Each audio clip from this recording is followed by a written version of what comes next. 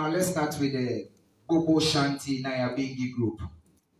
We're going to chant for just 10 minutes.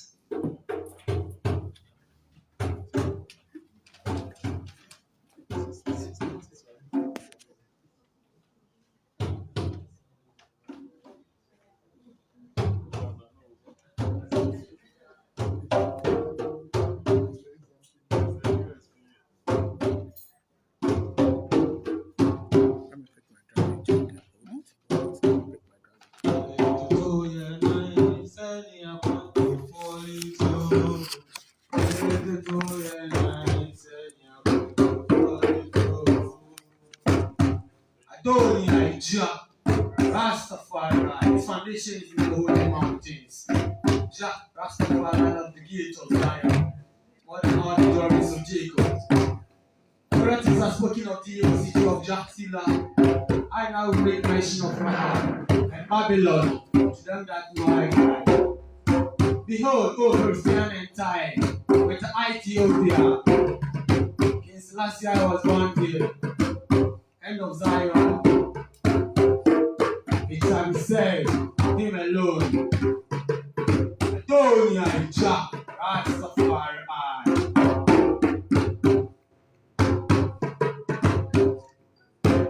Let the Jah rise and let his enemies scatter. Let them also that hate him fall before him. I smoke, he's drive away. So drive them away.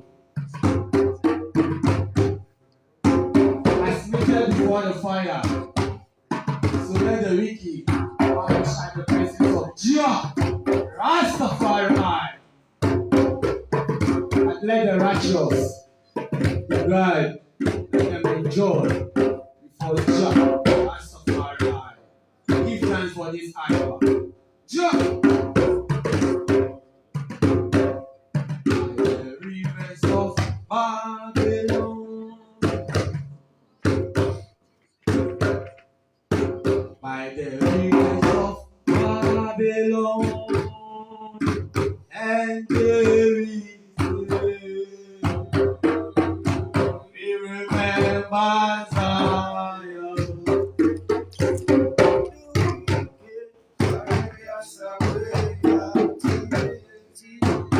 Required from us, so Rastafari.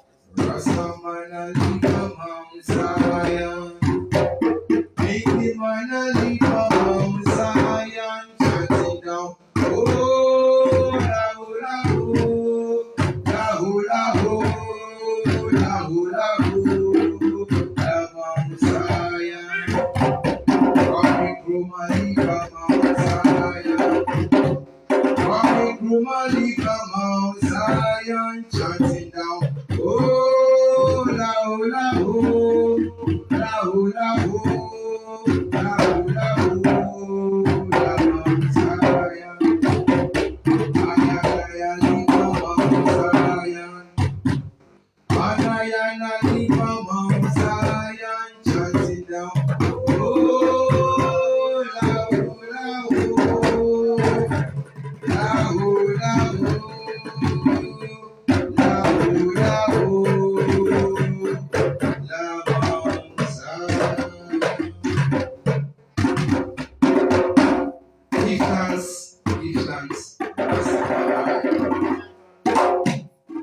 Thank you very much.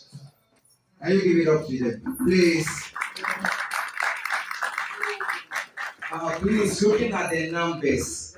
Okay, looking at the numbers, can we please come forward so we occupy the front seat, please? The way we are standing, please, with due respect. With due respect. With due respect, please. Please.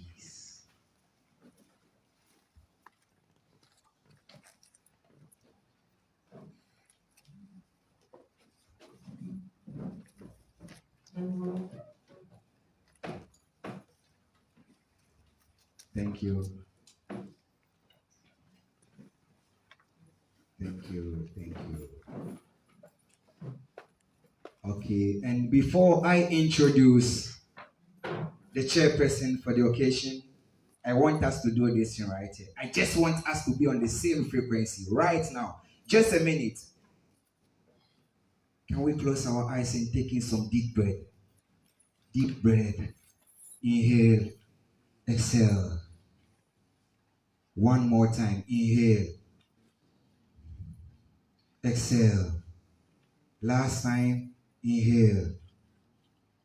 Exhale. How is the vibration now? Okay. Hope you're feeling good. Yeah, man. Somebody say, yeah, yeah, yeah for Kwame Nkrumah. Yeah. Yeah. Okay, as I told you, my name is Kojo Kambaolo, the young dada from Radio Universe, and I have my co-MC. She goes by the name Nana Joa Selassie. Right now, let me introduce the chairperson for this occasion. He is Mr. Honorable Albie Wills. Honorable Albie Wills, oh gosh. All African People's Revolution Party, Ghana chapter member since 2001. Please, can you show some love? Can you show some love?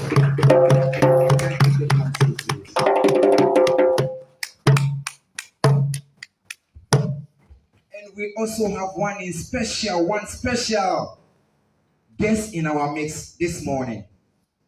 I'm blessed, and people, we are lucky to have this man.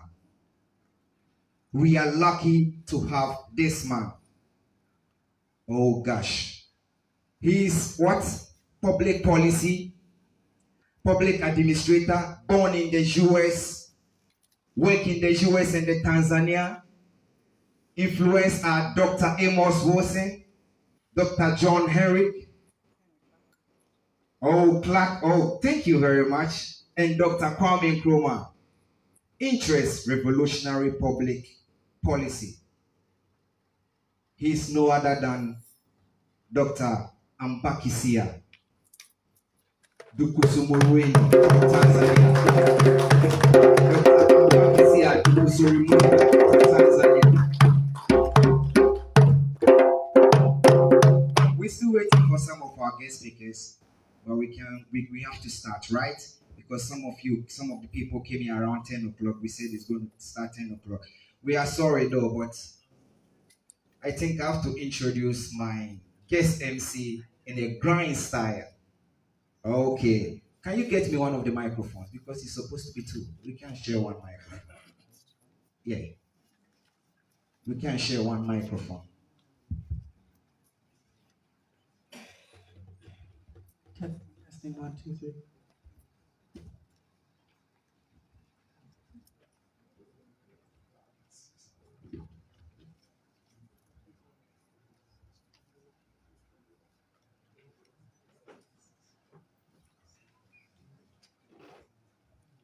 Okay, people, just a minute. Just a minute.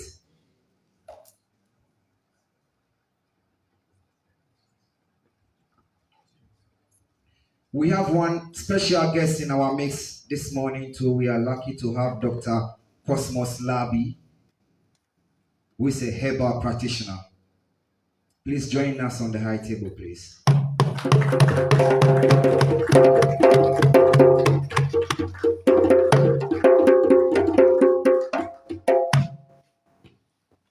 People, before, without wasting much time, we're going to start from Dr.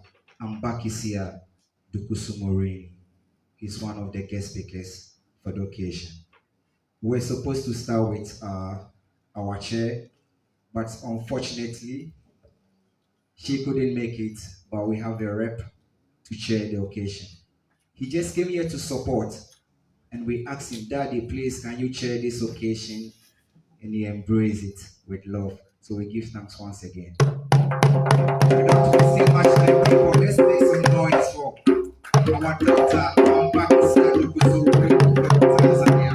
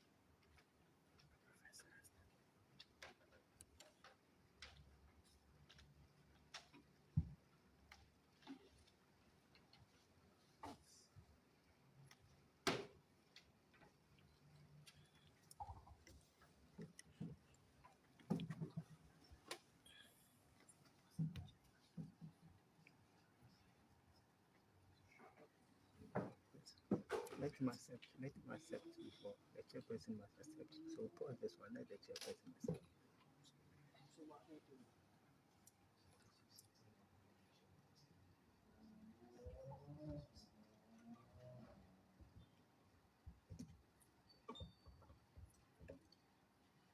Hi.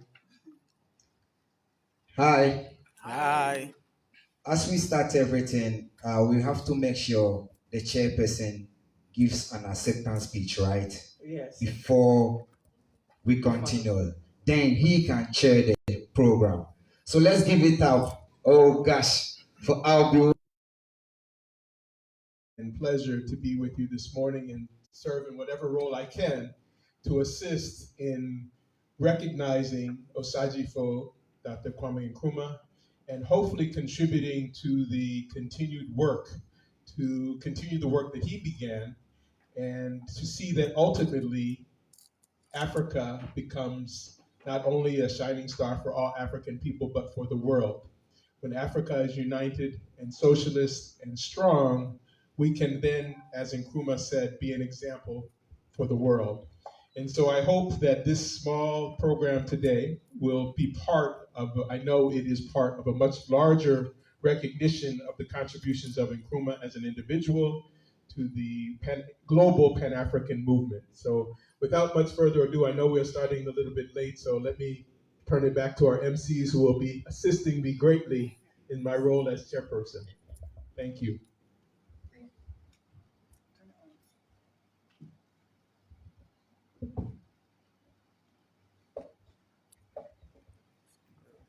Good afternoon, or good morning. Good morning. It's off. Okay.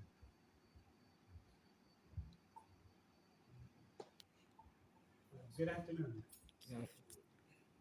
Afternoon. The presentation that I have for us today, as we are celebrating Kwame Nkrumah, what I would like to do is, well, the title of it is 6 Decades of Counter-Revolution, the Thought of Osageyfo Kwame Nkrumah, the Affliction of Neoliberalism, and the Political Way Forward for Africa. And to begin this, as we are commemorating Osageyfo, Kwame Nkrumah, I would like us to start by looking at the political time of day right now here in Africa, here in Ghana.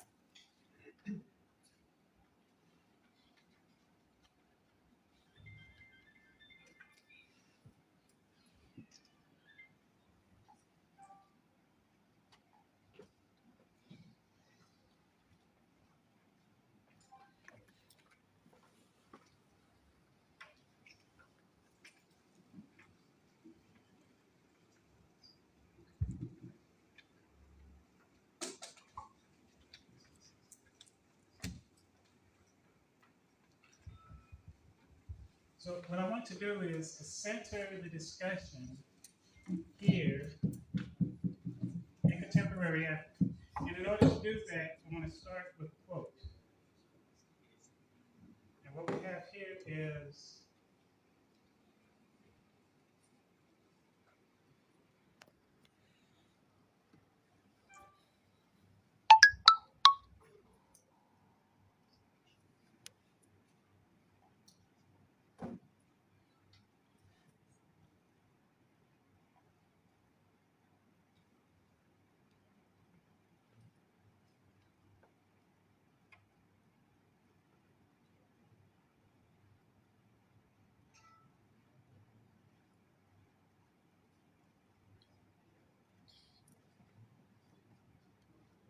what we have here is a quote from Professor John Heinrich Clarke, and he tells us that the events which have transpired 5,000 years ago, 5 years ago, or 5 minutes ago have determined what will happen 5 minutes from now, 5 years from now, or 5,000 years from now. All history is a current event. History is a clock that people use to tell the political and cultural time of day. It is also a compass that people use to find themselves on the map of human geography. History tells the people where they have been and what they have been, where they are and what they are. And most important, history tells the people where they still must go, what they still must be. The relationship of history to the people is the same as the relationship of a mother to a child.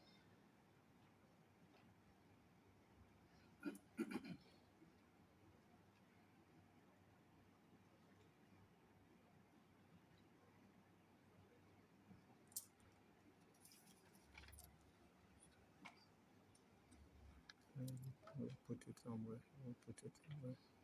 We'll put Okay, it so from this quote, we want to look at is what is our current political time of day. So we want to center this entire discussion, we want to center this entire celebration in the political time of today, of now, here in Ghana, here in Africa, here in the world. And must we go? That is, what must be our course of action, our intentionality at this moment in our story? Who must we become culturally in order to accomplish our intentionality? So we don't want to simply leave Dr. Nkrumah in the past, but we now need to use that as a guidepost for ourselves here in the present in terms of dealing with our current reality and the current problems that we face. The next quote that I want to deal with comes from Dr. Amos Wilson, and he states that an act has a past and a future. It is not contained within the skin of its time of occurrence. Like a rock thrown into a placid lake, its effects flow beyond its point of impact and ripple across the surface of time and place, unsettling things both near and far removed. An act is concerted. It flows from generation to generation, into generations yet unborn. Its explosion creates a universe ever expanding. Its momentum radiating concentrically throughout infinity until counteracted by nullifying counterforces. An individual act of sin is always communal. It is always paid for, sometimes by the sinner, always by others, good and bad, righteous and unrighteous. For ultimately, an act of sin is impersonal. It rains on the just as well as on the unjust.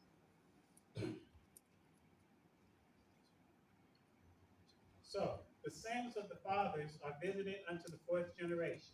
The children must pay for the sins of their fathers, for such sins are their inheritance. For they are fathered by sin, and in accepting the bequeathed bounty of their sinful fathers, they at one and the same time accept the curses of that inheritance. For with the goods of sin comes evil, corrupting and destroying those who would be good.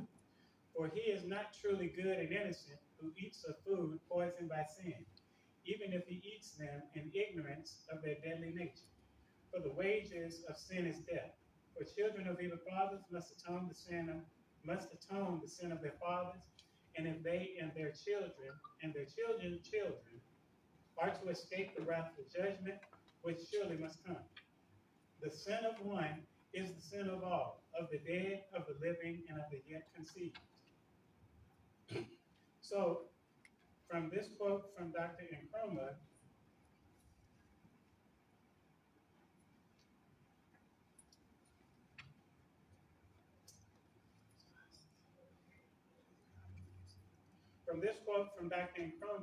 the thing that we should take away from this, as we contextualize Kwame Nkrumah in the present, is that an act of government functionaries, politicians, bureaucrats, civil servants, of the social institutions of a social system, a society schooling the family in its aggregate and its individual members, and of religion, amongst others, is communal in essence, anchored in the past and anchored in the future. It is not a localized occurrence of the contemporary now. And the next thing in terms of centering Dr. Kwame Nkrumah in today, in the now, is a quote from Osageyfo.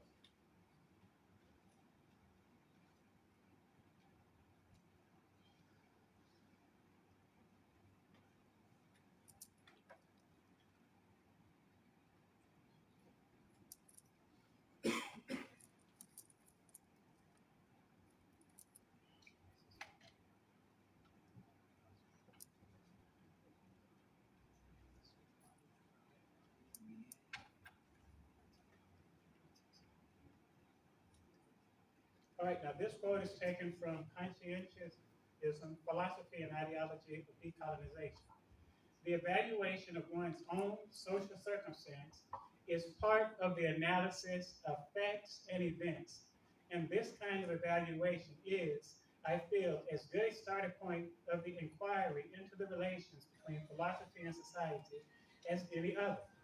Philosophy in understanding human society calls for an analysis of facts and events and an attempt to see how they fit into human life, and so how they make up human experience. In this way, philosophy, like history, can come to enrich, indeed to define the experience of man. So what we are taking from Osageyfo is his thoughts, his opinions, and his actions, which we see laid down before us in government, which we see presented to us in his writings. And so now, with those things in the back of our minds, we want to actually come to and consider the contemporary political context that we face today.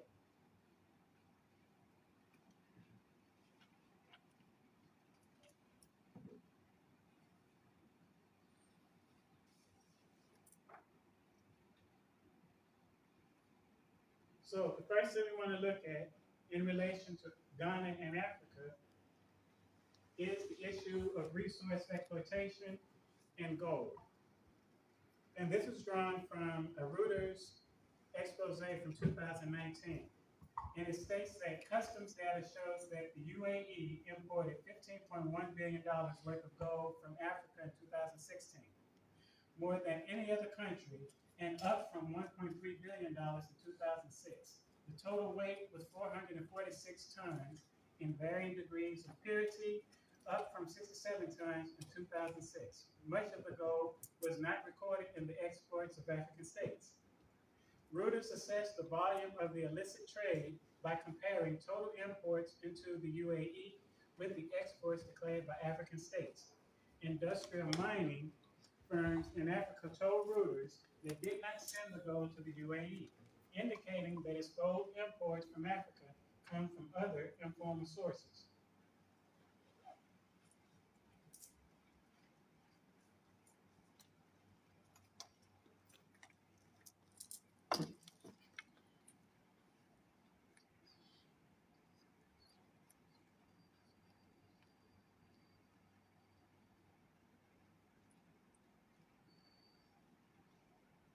So, we see that African governments such as Ghana, Tanzania, and Zambia complain that gold is now being illegally produced and smuggled out of their countries. What this particular study shows is that here we are today, 6 decades into counter-revolution, which began in 1966, and we do not have control by this example of our own resources. In this case, we're talking about gold. And that is a part of our contemporary situation.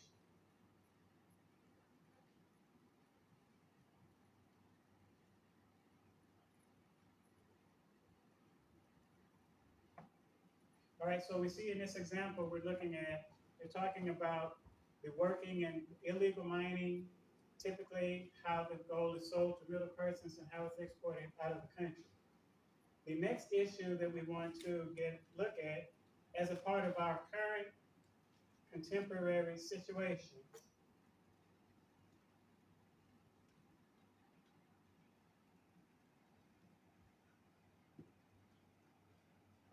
is illicit financial flows. Illicit financial flows, for those of us who are not aware, are illegal movements of money or capital from one country to another.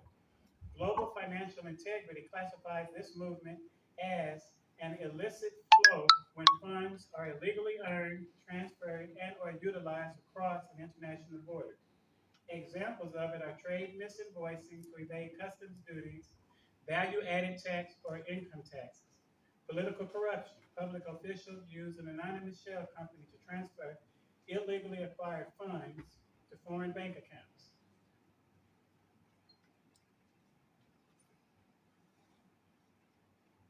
Now,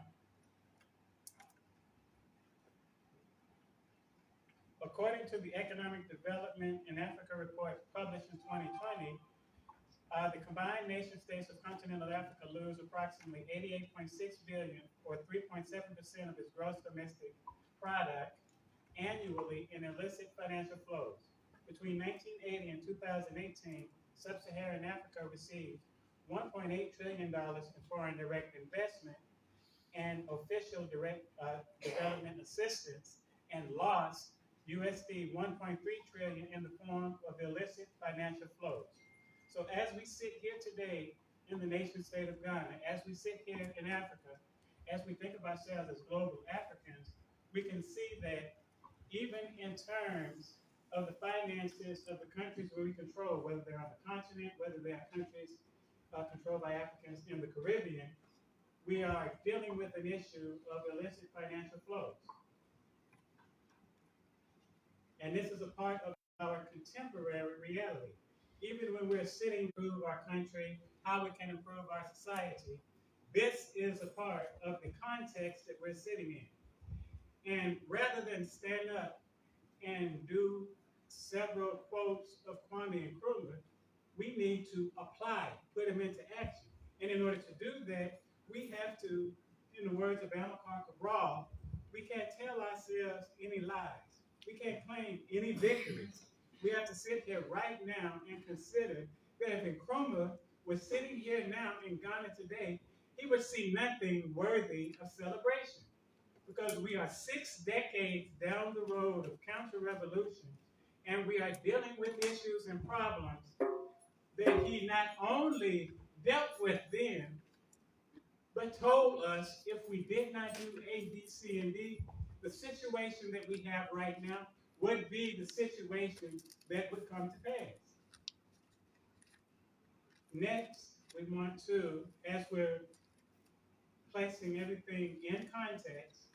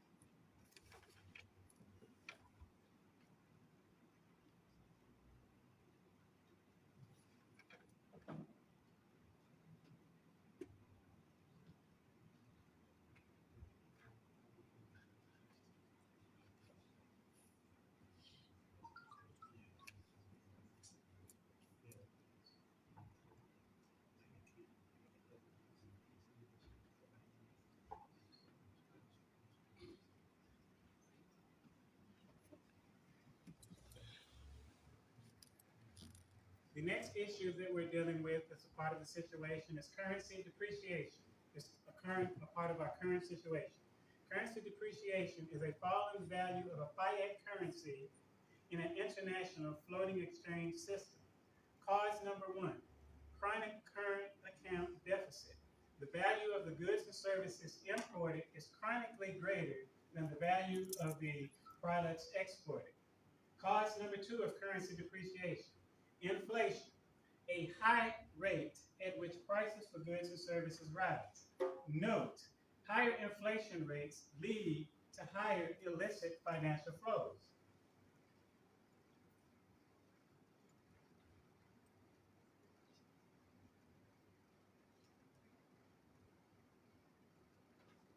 Now, why is there currency depreciation in Ghana? Ghana is an import-dependent economy. Ghana buys foreign currency to finance its import demands, with less supply of foreign exchange from its exports. Sometimes the country records a net gain, with exports earnings exceeding import costs. But these are paper gains.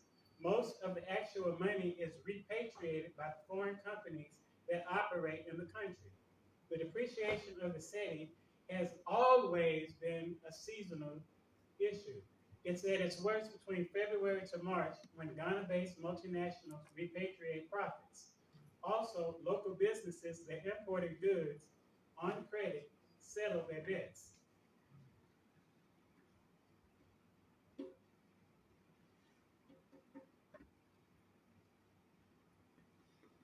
Another issue that we have with us today, as we contextualize, is hyperurbanization or overurbanization. The rate of industrialization of an urban city is stagnant or growing at a slower rate than the rate of rural migration and urbanization. Rural migration to urban centers outstrips economic development.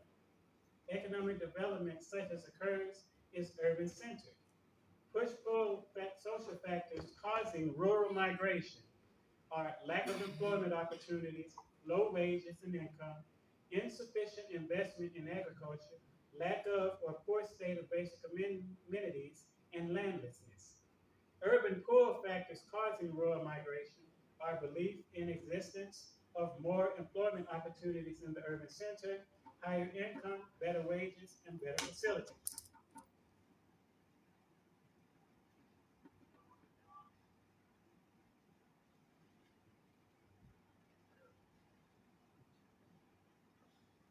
So, hyperurbanization creates economic and demographic mismatches that stifle development projects. It contributes to overburdened urban labor markets, inadequate, stagnant, and or lagging provision of public services, insufficient political integration of rural migrants, retarded fertility and mortality declines, sectoral distortions in the national economies, and retarded economic growth.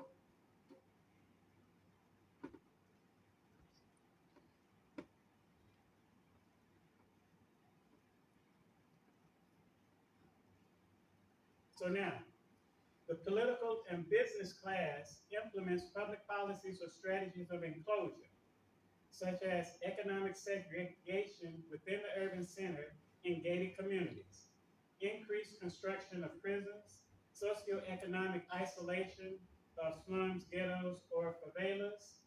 Strategies of enclosure lead to urban centers becoming feral cities, or spaces of illiterate power strength unresponsive to rationality or political debate. These enclaves represent an ultimate failing of the notion of citizenship in the social contract. They forfeit the benefits of human community.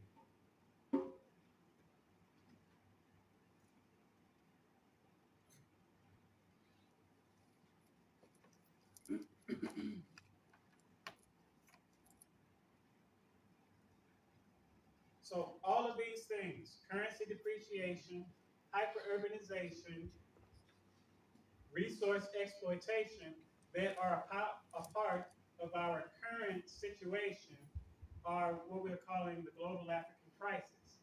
This is the current African political context within which we meet today.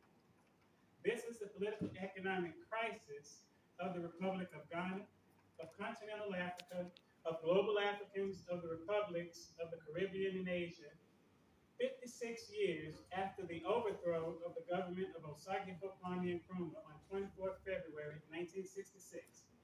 And this is a systemic crisis perpetuated by a continuous parade of neo-colonial economic public policy. Now, why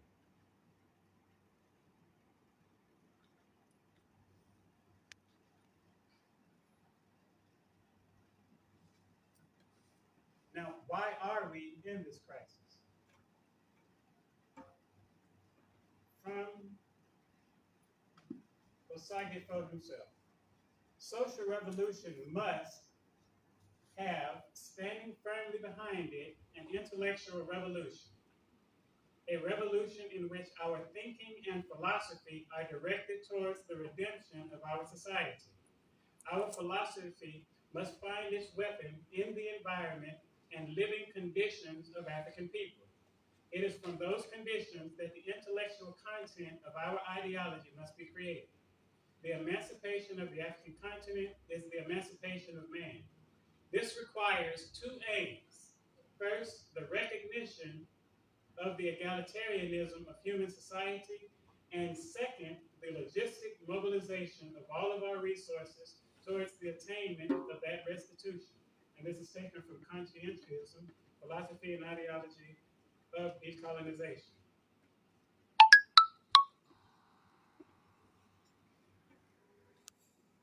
So when we look at the issue, exactly as Osageyfo did in 1957, what we will find out is that the reason, since 1966, the reason that overall the situation has not really changed, there have been superficial changes, but no real changes, is because at the systemic level, we're dealing with the fact that we still have a Guggenberg economy.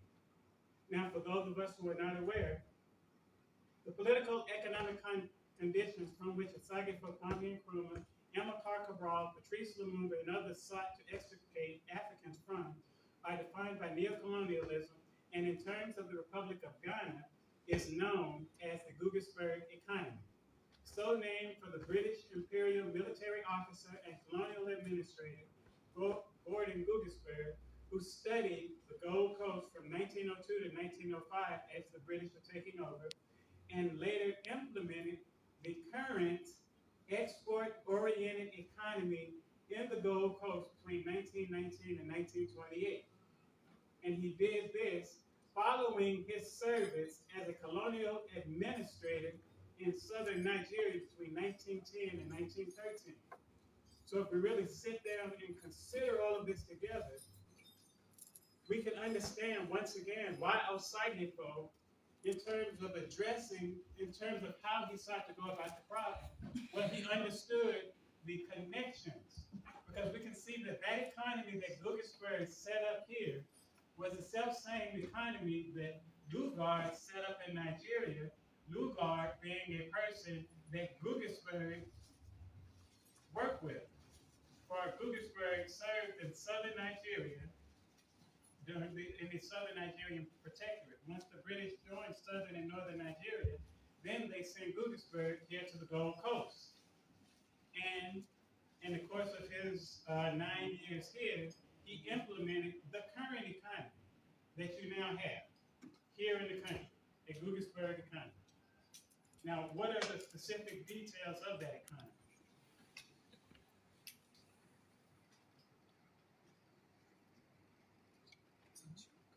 To begin with,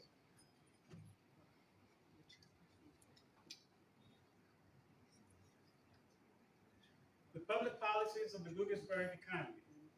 It centers on comparative advantage, a doctrine of international division of labor, or a nation state specializing in the production and trade of goods which they ostensibly produce more efficiently than other nation states. The nation state becomes dependent on an export-oriented economy. Another public policy of the Guggenberg economy, large-scale privatization of state resources or state enterprises, desubsidization of domestic enterprises, and comprehensive trade liberalization, whereby the economy becomes a dumping ground for foreign items.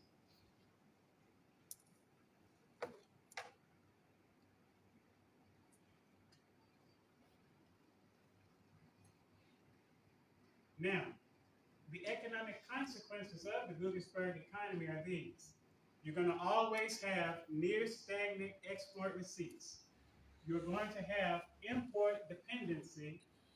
You're going to have aid dependency, external debt burden, high unemployment, a high cost of living, and a weak currency.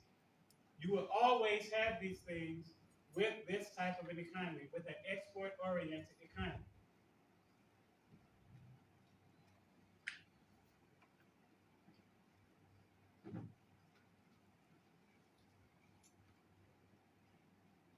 Now, when we consider the economy of Ghana from 1957 to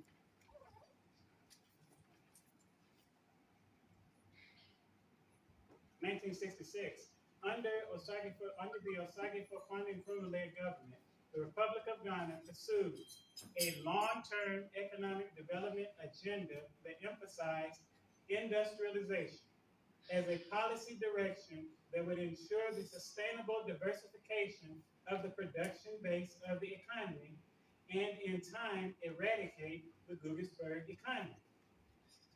The Osageyfo Kwame Nkrumah government implemented a policy of near comprehensive import substitution by establishing state enterprises specializing in the production of a wide range of domestic items in order to make the national economy of Ghana self-sufficient. This is to say that an economic public policy of self-reliance was rigorously implemented. Some have criticized it, saying that they tried to do too much because they tried to make everything. But if you understand that they diversified the production base. Now, why is this important?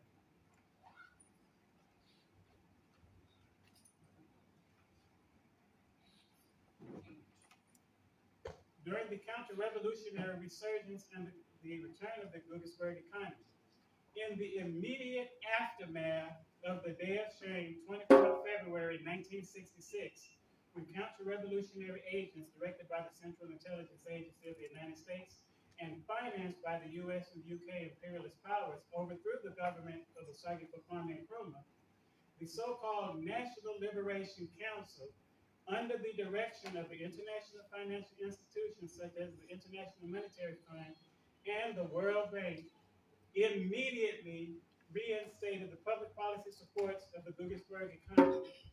If you are reading the information from that time, from 1966, as published, that was the primary issue that was covered in the Western press. Sure, when we look on YouTube, whatnot today, we can see clips where we see the toppling of statues. But that is not what was covered in the economic press of the period.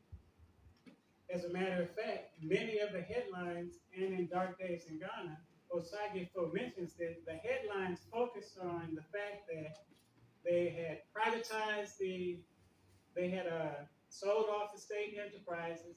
The IMF and the World Bank came in and implemented their program and completely wiped out the domestic base that he was putting in place.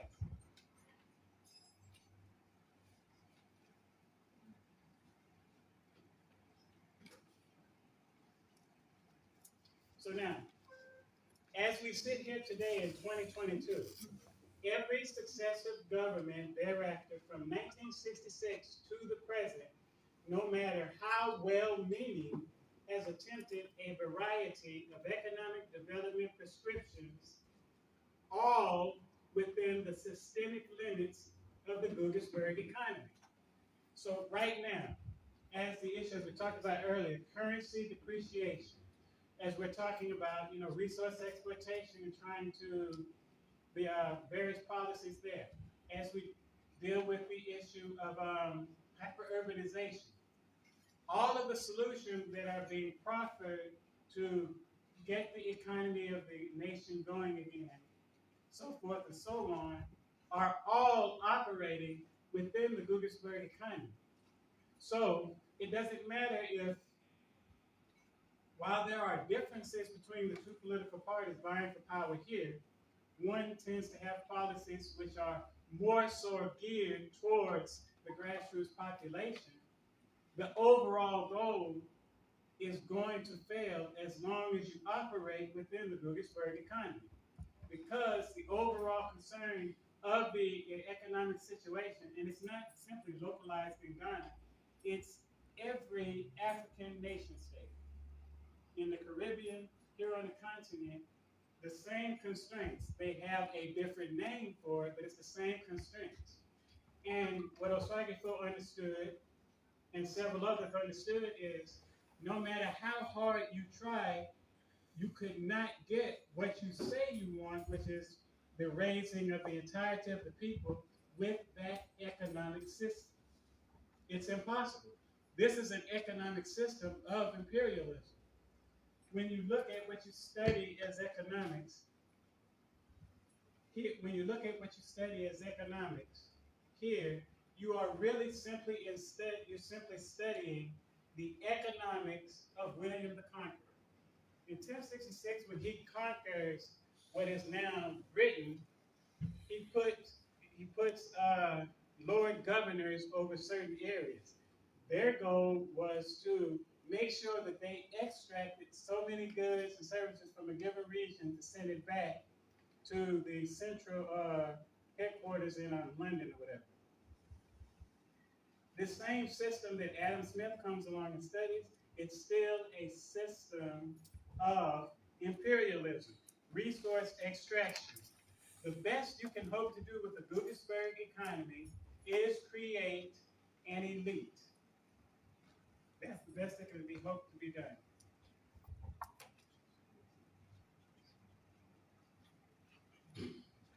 So now, we'll wrap it up with one last quote from Kwame Nkrumah. The philosophy that must stand behind a social revolution is that which I have once referred to as philosophical conscientiousness. It is the map in intellectual terms of the disposition of forces which will enable African society to digest the Western and the Islamic and the Euro-Christian elements in Africa and develop them in such a way that they fit into the African personality. The African personality is itself defined by the cluster of humanist principles which underlie the traditional African society. Philosophical conscientism is that philosophical standpoint which, taking its start from the present content of the African conscience, indicates the way in which progress is forged out of the conflict in that conscience. So what we really have need of here is we're talking about a social revolution. You're not going to have quick fixes. And if you were going to take Nkrumah's writings and thoughts and bring them into the present, that would be the first thing that we would need to come to a realization of. Thank you.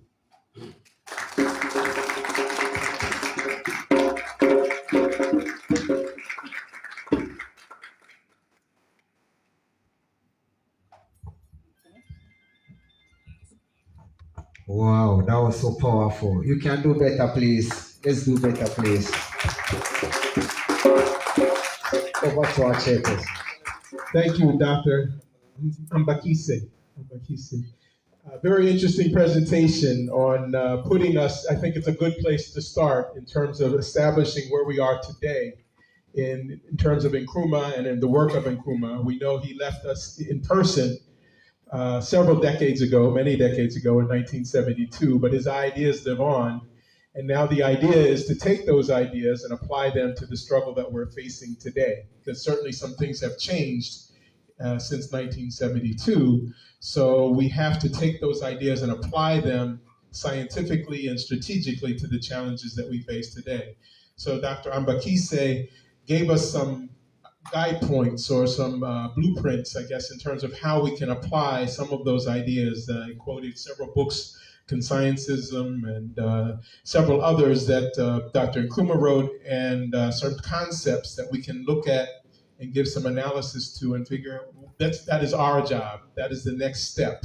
That is the contribution that we can make. It's not just studying history and studying the ideas, but how do we apply those ideas? And he made several references to the application of history, quoting Amos Wilson, Dr. Henry Clark, Kwame Nkrumah himself, all talking about the importance of history. And we know that another person who, Malcolm X, talked about of all the things that we can study, history is best positioned to reward us for our efforts. So we know that history is critical, and how can we apply that history? It's not just a matter of knowing facts and dates and figures, but knowing that and having that information, how do we use it today? We're going to pass that information on to future generations, but it's not, again, just to equate them or to give them books and knowledge just for the sake of knowledge, but that knowledge has to be in terms of helping us move forward, helping us liberate us from the oppression that we face today.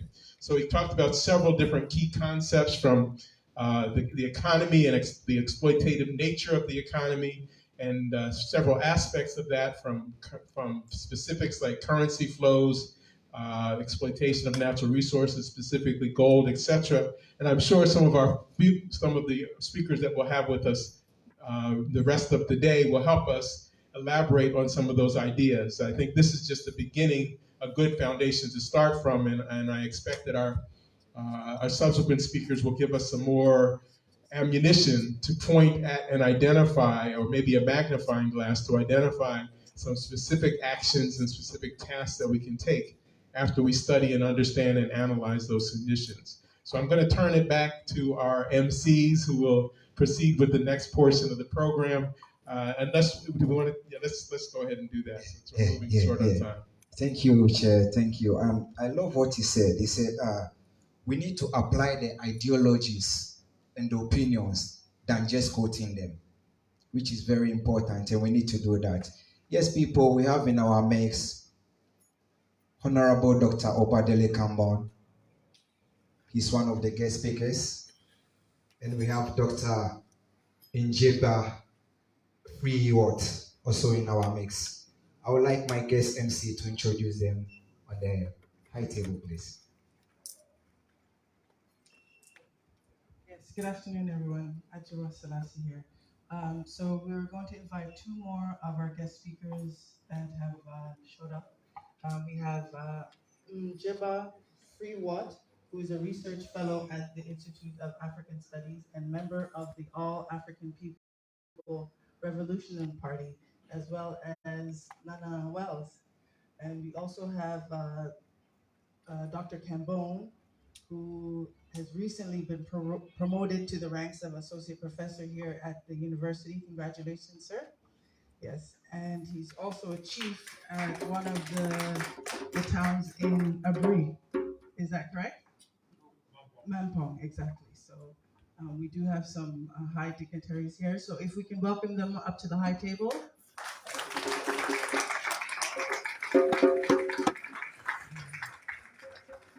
Okay, so we'll have Njeba Freewort do her speech before. Do you need the? Okay, you don't need it on the. Okay, no problem. Here. Thank you so much to our MCs. And I'm going to apologize in advance. I will not be staying for the entire program because I'm speaking on another program at 2 o'clock. So I do apologize for that in advance. So my name is Njibo Watts, and I was introduced as a research fellow here at the Institute of African Studies, but I've been a member of the All African People's Revolutionary Party and the All African Women's Revolutionary Union for over 20 years. And so if I have any claim to fame, it's a member of the APRP. I'll be a member of the APRP for many years to come. And so I've been asked to speak about decolonizing education from an Nkrumahist perspective. And I think this, my presentation goes nicely after the first speaker, because he talked about, some of the contradictions that we're dealing with today in Ghana and globally. And I think it's important for us to both identify the contradictions, but then also find a way forward in order to address these contradictions. So first off, I would like to thank the organizers of the Kwame Nkrumah Memorial Day School, Comrade Raz, as well as the organizing team, and then of course all of the speakers that have come before me and will come after me, and of course my comrade, Comrade Albi, Uncle Albi of the APRP. So I, as a member of the APRP, I must, every time I speak, give our definition of Pan-Africanism. Some may not agree, but this is our definition. It has been our definition since inception, and I don't see it changing anytime soon. We define Pan-Africanism as the total liberation and unification of Africa, and I say African people, under scientific socialism. And we know scientific socialism may or may not be a sticking point, but for us, we believe that scientific socialism is the economic system in which Africa must operate. I also think it's important to note that I'm a member of the All African Women's Revolutionary Union. And it's important to note this because the AAPRP in 1980 founded the union, as we call it, because we understand that African women are triply oppressed: race, class, and gender. And as we begin to push forward this Pan-African movement, we can no longer afford to sideline women's contributions, both in the past and present. And this is what the AWRU pushes for. And then the last thing I have to say before I get into the main crux of my presentation, and unfortunately I did not set my timer, which I've set just now, is that it's important for everyone to join some kind of an organization. We, of course, suggest a political organization that has a work-study process, so that as we move from this Nkrumah Day celebration, we begin the next year organizing, thinking about, and strategizing, but using some history, as our previous speaker and our chair said, studying history in order to find solutions for the way forward. So when I think about this question of education and its pivotal role in the development of a Pan-African agenda, I think it's important for us to think about what education does. And for me, education must transform all Africans into agents of transformation and change. So every African person globally must be a change maker in their global, national, and local communities, right? And so education is something that should push African people, whether you're in a classroom or outside of a classroom, to be change makers. They must push us to be leaders in our communities, wherever those communities happen to be. Education must be rooted in the history and culture of the people and community in which it is situated. Oftentimes, education, particularly formal education, right, is rooted in a Eurocentric approach to developing white-collar workers in a system in which we don't really need, 10,000 white-collar workers, right? And so if you think about Ghana, for example, many of our youth, they want to be lawyers and doctors. We need lawyers and doctors. If they don't want to be a lawyer or doctor, they want to sit in an office, an air-conditioned office. That's great. Everyone likes air conditioning, but we don't need a million people sitting in an office when there are multiple ways that people can make contributions to the development of Ghana and of Africa. And so education must, in the eyes of Paulo Freire, education must disrupt. It must disrupt the status quo. And if education is not disrupting the status quo, it is working against the people. The majority of our educational systems are Eurocentric and are absolutely working against our interests. Now, let me be clear, I'm not suggesting that people should not have access to education, and we do not need to educate doctors and lawyers and business persons and, teachers and educators. We need all of those cadre in our new society. But what the contents and the feature of that education is what is at stake. And education should help us solve our problems. Education should help us solve our problems. Too many times we think education is going to help us get a job. That's not relevant. Education, we do need to eat, but education should help us solve our problems. It should train a cadre of persons to develop the continent and to collectively lead global Africa to Pan-Africanism. Education should help us solve our problems and train a cadre of persons to develop the continent and to collectively lead global Africa to Pan-Africanism. And when I say develop, I'm not talking about a global north understanding of development, GDP, this, that, and the other. I'm talking about developing individuals in order to push back against neocolonialism and the vestiges of colonialism so that Africa can liberate herself and be free. I'm talking about what Kwame Nkrumah said. We neither face east nor west, we face forward. Education should instill in every African person globally that they have a responsibility to liberate Africa and African people, regardless as to where they are. And so when we're thinking about this question about Africanizing education, as Kwame Nkrumah spoke about when he inaugurated this very Institute of African Studies and the African Genius speech, we must begin to think about what Africanizing education means, particularly from an Nkrumah's perspective. But it doesn't have to be from an Nkrumah's perspective. It can be from an Africanist perspective, because Kwame Nkrumah is a manifestation of African culture. And I think it's important to know that we are not, or we should not, idolize Kwame Nkrumah as one man who created or solved all of the problems of global Africa. Kwame Nkrumah was one man who was in an organization, the Convention People's Party. Kwame Nkrumah was one man who fought for independence on with and beside the masses of people in Ghana. Kwame Nkrumah was one man who helped to organize the All-African People's Conference in 1958 in Accra. So when we think about the achievements of Kwame Nkrumah, and I'm so grateful that this notebook, this little booklet, which is very nice, talked about all of the achievements of Kwame Nkrumah. But I would beg us to think about the fact that these are not just Kwame Nkrumah's achievements. These are the achievements of African people who put their lives on the line to build a new Ghana.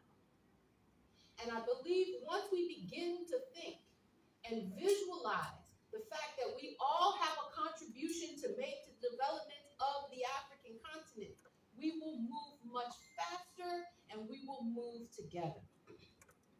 So when we're thinking about this question of culture, I want to bring us back to Cabral's understanding of culture.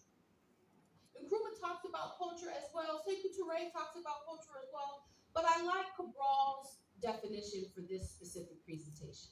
He says, by culture, we understand all the material and immaterial works of art and science, plus knowledge, manners, education, a mode of thought, behaviors, and attitudes accumulated by the people both through and by virtue of their struggle for freedom from the hold and dominion of nature. So Cabral said that our very culture is what will liberate us as African people. Nkrumah, Sekou Touré said our culture is what will liberate us as African people. And everything that we do is a manifestation of culture. Science is a manifestation of culture. The economy is a manifestation of culture. Education is a manifestation of culture. And not only is it manifestation of culture, it is tied to our ideology. The values and principles in which we guide our lives by. Do we, as African people, guide our lives by capitalist principles and values, which promotes rampant individualism, which promotes private property, which promotes multinational corporations coming in and taking our land and resources? We must recognize that unfortunately at this moment, because of our Eurocentric education, we are embracing capitalist ideology. And unfortunately, many of us are also embracing culture which comes out of capitalism, rampant individualism. We're abandoning our understandings of collectivism. We're abandoning this concept of egalitarianism. We believe that the only way to be successful from an education perspective is to have a Land Rover, a nice car, go to office in a tie. Yet and still, some of our graduates are contractors in our banks, making 500 Ghana a month. They can barely get to work. They have university degrees. But we are not saying, or we are not pushing, or we are not politically educating our youth that being a farmer is as important as a banker. That teaching in a rural area is as important as doing national service at the Institute of African Studies. This is because we, as a Pan-African project, have not taken seriously the political education of our community. I'm sorry to say it, but it is the truth. And I can confidently say that we haven't taken it seriously. And when I say we, I'm including myself. I'm including the All African People's Revolutionary Party, right? We haven't taken it, and there's a lot of reasons why we haven't taken it seriously, many of which are out of our control.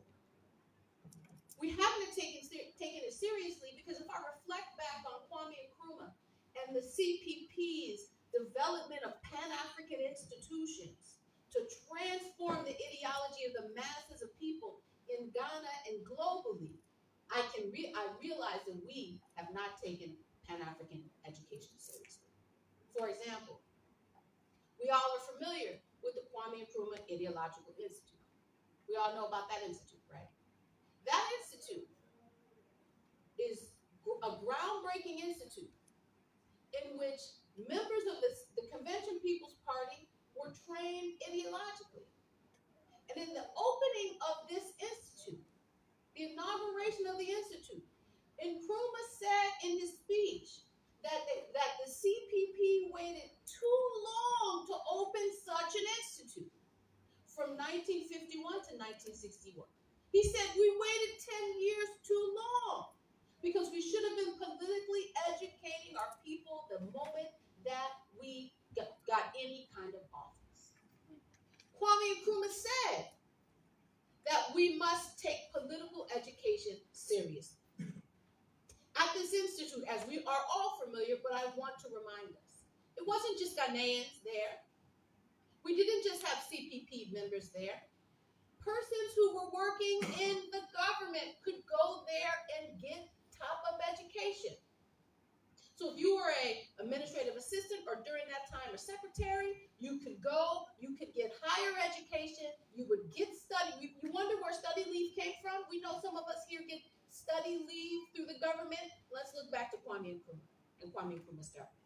Because the first republic was giving study leave to persons working in the government to go to the Kwame Nkrumah Ideological Institute in order to get advanced skills to develop themselves. As Walter Rodney says, society develops as the individual develops. To develop themselves to come back and do a better job for the nation.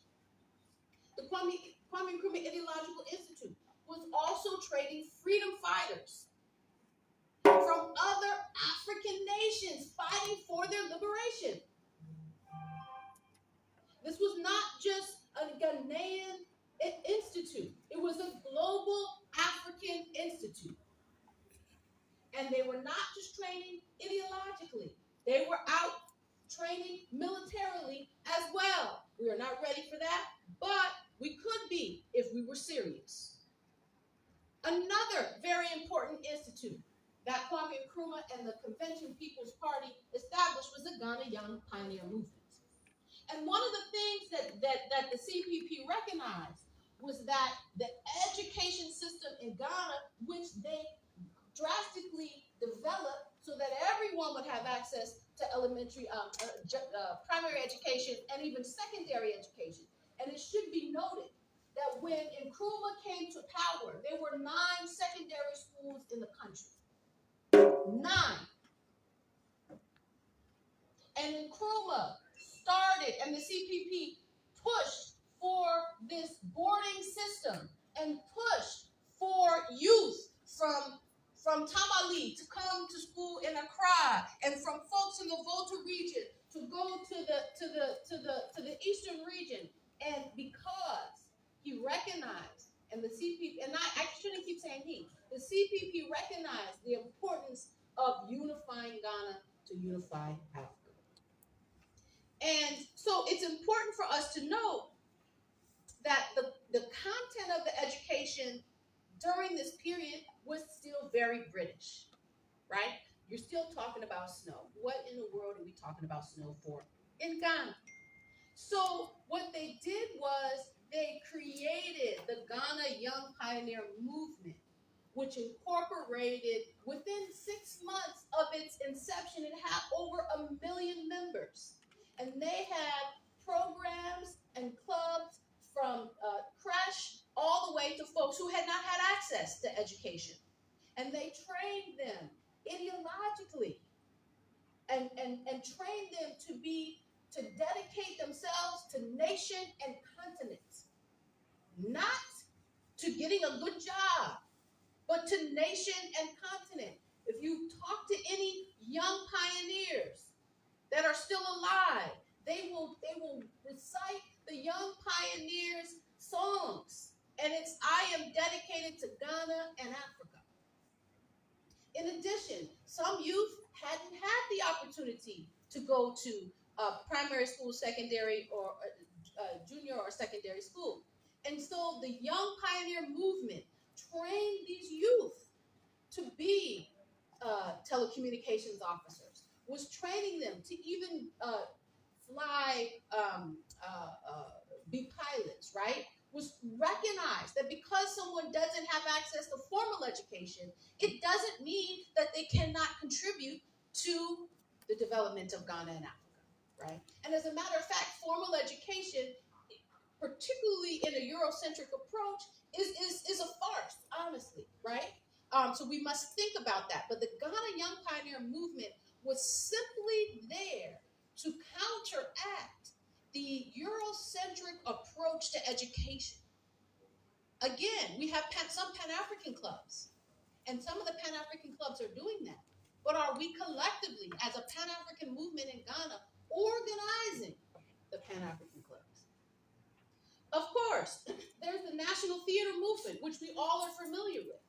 This national theater moved around the country and put on plays and performances which engaged political issues, because the CPP recognized that the seat of political power in Ghana was not in the capital. And this is also something that we need to think about. We have several cultural artists. Are we doing a national theater movement in which we are moving around the country and talking about Pan-Africanism through culture, through cultural art? I don't see us doing that. And then, of course, we have the Bureau of African Affairs.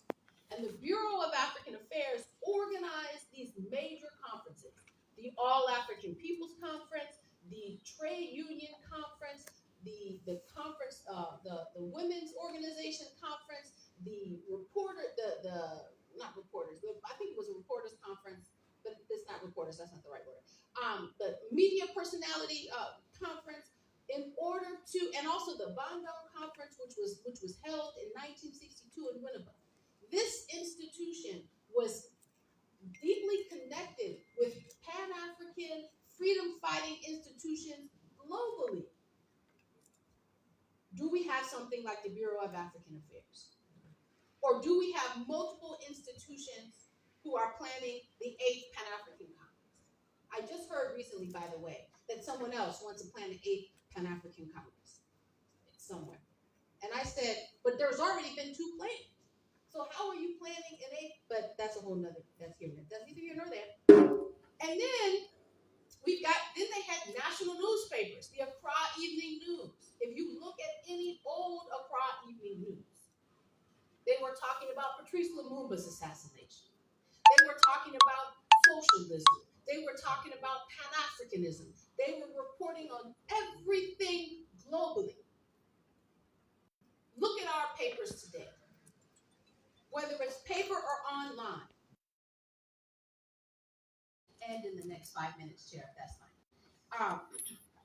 And the other thing, which I think is particularly important, is there was a high level of political conversations across the nation. Everybody was talking about Pan-Africanism. Folks who could not read the Accra Evening News, youth were reading it and they were discussing it. There was not the internet. We didn't have IG or Twitter or any of these things, but we had radios. I wasn't here, but we had radios, right? And people would listen to these dawn broadcasts and discuss the content of the dawn broadcasts. Are we listening to any broadcasts that are Pan-African in nature? This is what we should be asking ourselves. Or are we listening to or watching Big Brother Nigeria? Am I wrong? And concerned about who's sleeping with who and who has on what clip? Or Nollywood? Or even worse, all of these other movies that are dubbed in Chi that have no political ramifications at all. Sorry, I got diverted. Got a lot of control. I'm back. Sorry about that. I'm back. So I want to charge us with 4 things. 1, we as Pan-Africanists must develop institutions that are working together and not competing for some capitalist recognition as a supreme Pan-Africanist. I'm going to say that again. We must, as Pan-Africanists, develop institutions that are working together. There's several institutions, organizations in this room. Are we actively working together, collectively, and not competing for some capitalist recognition as a supreme Pan-Africanist? I'm not calling anybody. I'm just saying, right? Ego is something that is driven by capitalism. We must shed our capitalist values and principles in order to be Pan-Africanists and Africans. So we must shed our ego, my sisters and brothers. One thing I want us to suggest, which we've already started, a yearly ideological school. Again, I commend AIM for this school. It's groundbreaking. It's futuristic. And it's something that we desperately need in the Pan-African movement. We must think about yearly ideological schools, which can help transform the ideology of those of us in the front lines of the movement, so we can take the ideology to the back lines of the movement. We must recognize that everybody doesn't have the time, space, access to resources, financial and time, to come to these programs. So it's our job to take the knowledge, whatever knowledge we have, to the masses of which we are part. We must collaborate, I said it, but I'm going to say it again, across different institutions to build massive political education campaigns to politically educate the masses beyond Accra. Accra is nice. You can get Wi-Fi. You can WhatsApp your friends. You can go on YouTube. That is great. But Accra is not Ghana. We must move beyond Accra. We must move beyond Ghana. We must have massive political education campaigns across global Africa that can help politically educate the masses of people. Because as it stands, even if the masses of people do not have access to formal education, informal education is pushing capitalism from every capital city to every rural town in this country and across the continent and globally. I mentioned this before, but we must build institutions like the Bureau of African Affairs to hold conferences and congresses like the 1958 APC. And I don't want you to think I'm being nostalgic and we have to do exactly what the CPP and Nkrumah did. We have moved on. We need to be scientific and examine our current conditions. But we must not abandon what happened before us. What do we need in 2022 as global Pan-Africanists? We must begin to think strategically. We must look behind, find what we need, move it to the future, and go, and move it to the present and go to the future. Otherwise, we are doing not only a disservice to Nkrumah, but we are moving away from Nkrumah's teachings. And then lastly, I want us to use two things. Use existing cultural artists to develop a national Nkrumahist or Pan-African traveling theater or series of cultural institutions to integrate with the masses of people outside of the academy and the usual Pan-African suspects. Everybody here I've seen at least once in my life. And I've seen most people here once in my life, either in this room or at another Pan-African event. Now, I love you all. You all are amazing. You're making great contributions to the Pan-African movement. But what about the grandma? What about the brother or sister who doesn't have access to this institution? Can they also not make a contribution to the Pan-African movement? I suggest they can. So let's think culture from a perspective of the National Theater about how we can take cultural artists to build some kind of Pan-African traveling theater in order to take what we know here out to the masses of people. Because let's be honest, Pan-Africanism will not come to fruition unless the masses are on board. There must be a groundswell, but there will not be a groundswell by osmosis.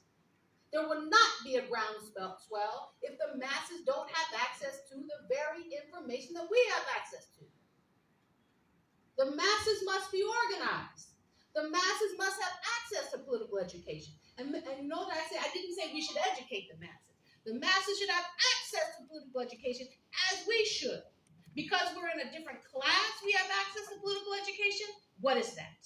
We must break the class barriers and begin to see ourselves as the mass base. And if the mass is sick ideologically, we are also sick ideologically.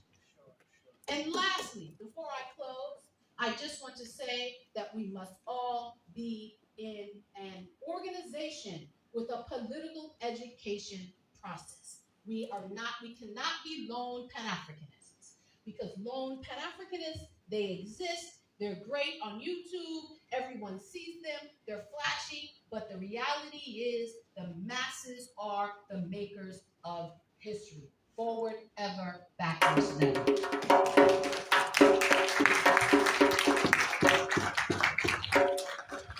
Well, people, we can do better. We can do better. Wow. He said we must be change makers. So right now, I want everybody to say, I'm gonna be a change maker. Let me hear you say, I'm gonna be a change Oh, thank you. Over to our chair.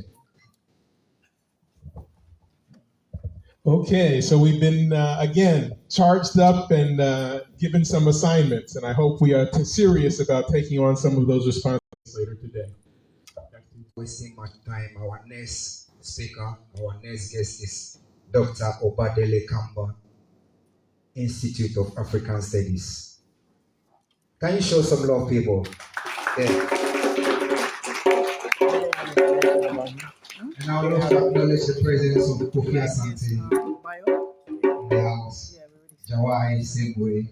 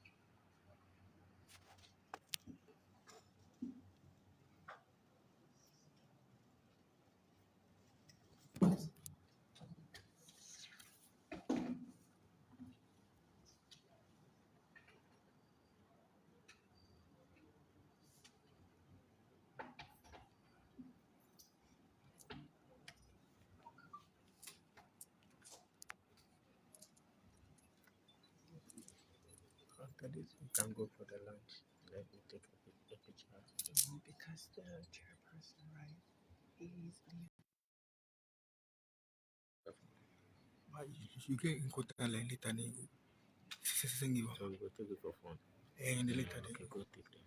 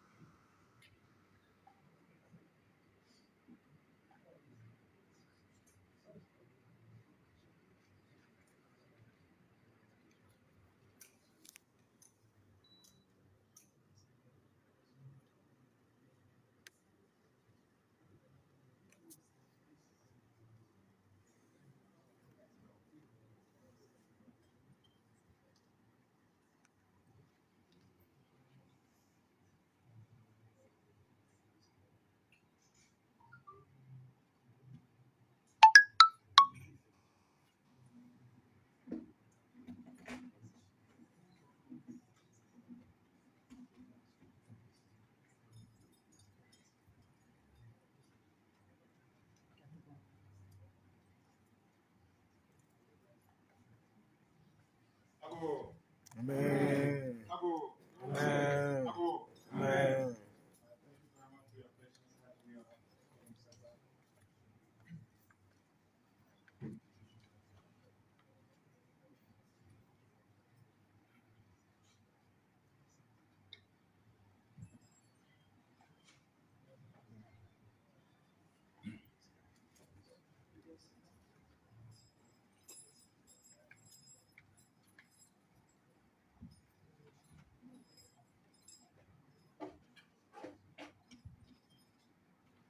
Okay, so we appreciate your patience. I think we are good to go. Just adjusting the screen. So, my name is Albinfo Obadele Kamban. Albinfo, that's how we say Professor in Chief. So I prefer that to Professor for those who've been saying Professor today. I'll tell them my colleagues, those are the ones who are professors. I know we have a Rotary Prof in the audience. But my colleagues are professors. I'm just plain Albinfo. Now, today I want to discuss aiming as which Nana Kwame Nkrumah. Now, what do I mean by this? That Nana Kwame Nkrumah has so many ideas, and there are some ideas that I would say are very, very relevant for today. So I will be quoting a lot of Nana Kwame Nkrumah. So if you haven't read his books, by the end of this talk, it will count as one Nana Kwame Nkrumah book. Now, anytime I give a presentation, I tend to like to make it interactive as possible. So when I will say Nana Kwame, I want you to say Nkrumah. Can we try that? Nana Kwame. Nkrumah. Nana Kwame. Nkrumah.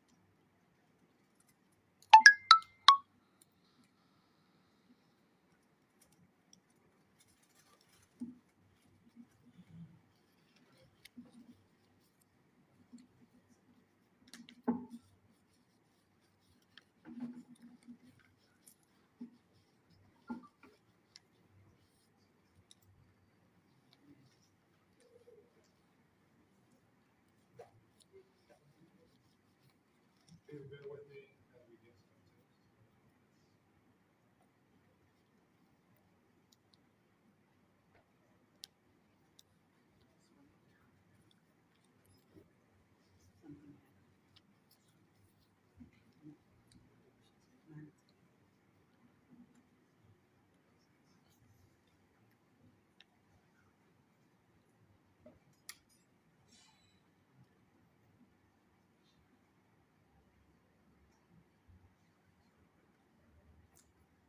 Okay, so as I try to reconnect, basically one of the things that I want to deal with some of the ideas as mentioned of Nana Kwame Nkrumah.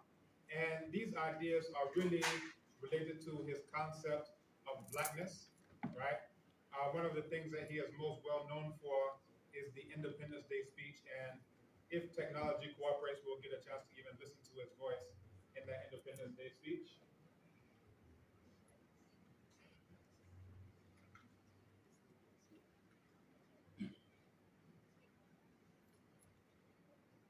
If we can't get projecting, then we'll just go.